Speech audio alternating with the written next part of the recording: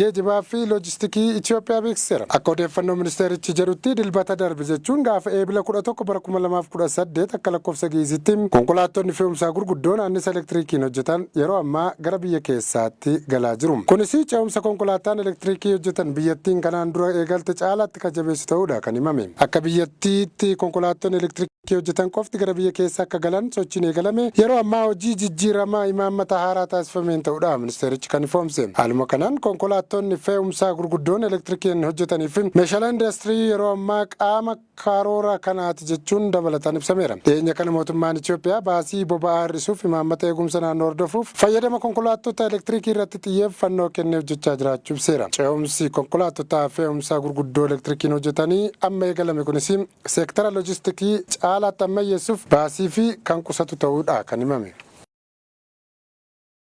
Addi bilisummaa uummata Tigraay bulchiinsa yeroo Tigraay kan Jeneraal Taaddasaan durfamu diiguun kaabinee waraanaa duraa ture akka bakka buusuuf jiru ibse. Mootummaan federaalaa aangoo bulchiinsa yeroo naannoo Tigraay kan Jeneraal Taaddasaa Warradaan hoogganamu waggaa tokkoof dheeressu hordofee TPLF hin fudhadhu jechuun bulchiinsa yeroo naannoo Tigraay diiguuf murteesseera jedhe. Inumaayyuu osoo waraanni kaaba Itoophiyaatti gaggeeffamuun eegaliin dura filannoo naannichatti gaggeeffameen mootummaa filameen bakka buusuuf murteessuu ibsa baaseen beeksiseera. TPLF kana ka beeksise walgahii ariifachiisaa koree giddu galeessa dhaabichaa eebila 7 hanga 8 bara 2026 magaalaa Aksuumitti taa'e yoo ta'u mootummaan federaalaa aangoo bulchiinsa yeroo dheeressuunsaa seeraan ala akka ta'ee fi waliigaltee Piriitooriyaa cabuus ibseera. Mootummaan Itoophiyaa obsaa fi fedhii uummanni Tigraay nagaaf qabu akka dadhabinaatti fudhateera ka jedhu. TPLF waliigaltee Piriitooriyaa immoo fedhii isaa ala yookaan naannoo Tigraay irratti fe'uuf itti fayyadameera jechuun erga waliigaltichi mallattaa'es tarkaanfiiwwan mootummaan federaalaa fudhatu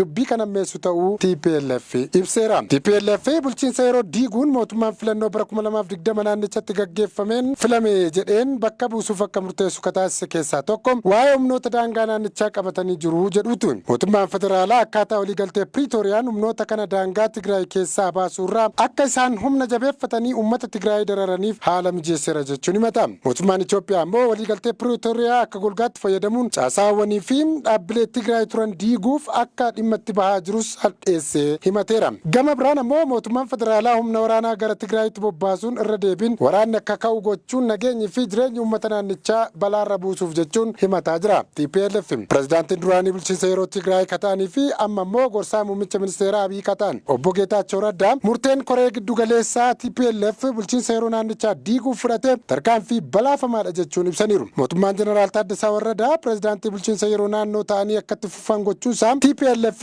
ifatti kufaa gochuusaa waliigaltee Piriitooriyaa ifatti diiguusaa kan agarsiisudha jechuun TPLF naannicha gara rakkoo walxaxaatti geessisaa akka jiranidha. Aangawaan kun kan himan murteen koree giddu galeessaa TPLF fudhate naannicha waraana biraatti kan geessu ta'uu kan akeekan obbo Geetaachoon garuu uummanni Tigraay waraana biraatti seenuuf qophii miti jechuun himaniiru. TPLF ofii isaatiin waliigaltee Piriitooriyaa keessaa ba'uunsaa fi bulchiinsa yeroo waraanaa booda hundaa'e diiguuf murteessuunsaa waraanni deebi'ee akka eegaluuf tuttuqqaa kaasuuf akka ta'e kan namatti agarsiisudha jechuun hawaasni addunyaa tarkaanfii TPLF fudhataa jiru akka quba qabaatu waamicha goonaa jedhan obbo Geetaachoo Raddaa.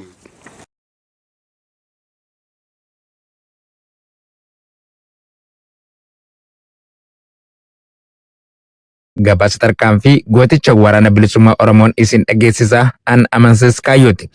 Waboon aanaa bulan keessatti loltoota bilisiginnaa haleeluun konkolaataa 2 fi bireena 2 dabalatee meeshaalee waraanaa hedduu dhuunfachuu beeksise. Abdii fi wanteen sabaa waraanni bilisummaa Oromoo zoonii lixaa godina Matakkal aanaa bulan gandoota 4 kanneen maqaan isaanii ganda Godoraaree, ganda Baarudaa, ganda Wagidii fi ganda Mooraa keessatti har'a eebila 21/2026 ganama barrii barraaqaan tarkaanfii laalessaa loltoota bilisiginnaa irratti fudhateen hedduu du'aa fi madoon adabee meeshaalee waraanaa hedduus dugda isheerraa hiikuun injifannoo boonsaa galmeessee jira. Gama meeshaatiin haga ammaatti bireena 2, konkolaataa 2 fi kilaashii akamaa 115 ol dhuunfatee galii mooraa qabsoo bilisummaa Oromoof taasisee jira. Gabaasa guutuuf kan walitti deebinu ta'a hagasitti nu of galcha. Tarkaanfii jajjabeen waboo mooraa diina irratti fudhatu jabaatee itti fufaa injifannoon uummata Oromoof. Abdallah, akkam lolli har'aa maaltu? Sagalee kee ol kaa'u. Akam tuh yang lo lah harang guys. Masuk sih muda. Muda deh, dia emang boleh. Nah, kira yang itu kan. Nah, bodinya lo ka. Soalnya lo narka kan ini.